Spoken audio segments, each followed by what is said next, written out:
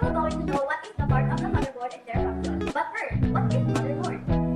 A computer's motherboard is typically the largest printed circuit board in a machine. It delivers electricity and facilitates communication between an essential processing unit or CPU and the rational access memory or RAM and other components of the computer's hardware. This is the auditing. The auditing is what is the parts of motherboard in their function, how to assemble motherboard parts, and how to put motherboard in the computer case, how to set up this reformat partition. So, what is the parts of motherboard in their function?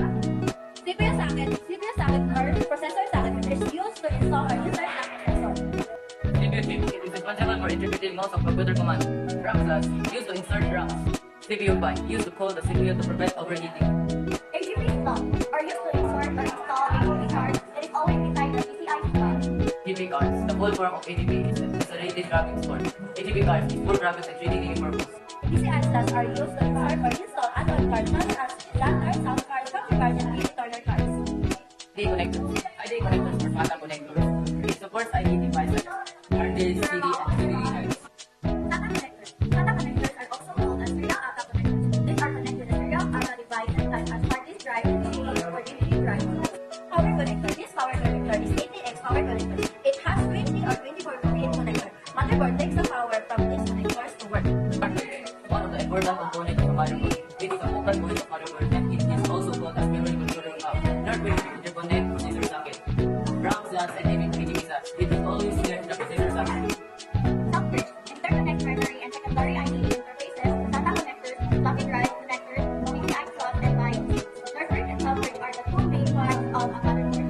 Because battery there is a battery in the motherboard, which is used to power the self-based screen to save the data and time. Ports used to connect input and output devices. They are attached to the motherboard and they are in one side of the screen. It allows for use external devices such as USB ports, output ports, LAN ports, HDMI or display ports for video output and more. Now we will know how to assemble a motherboard.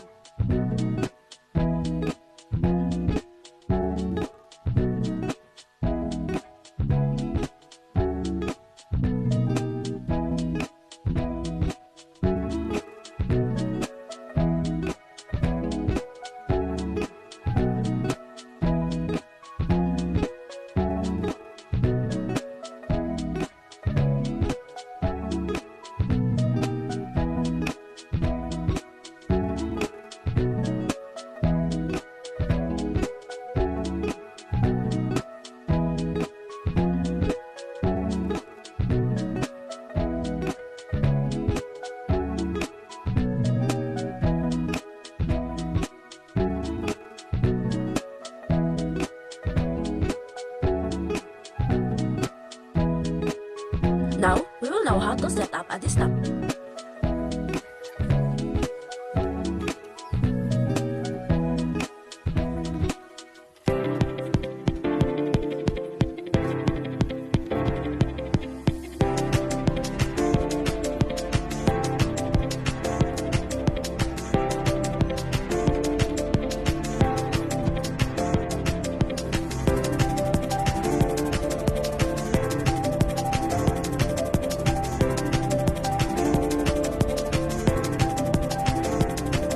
Now we will know how to reformat a computer.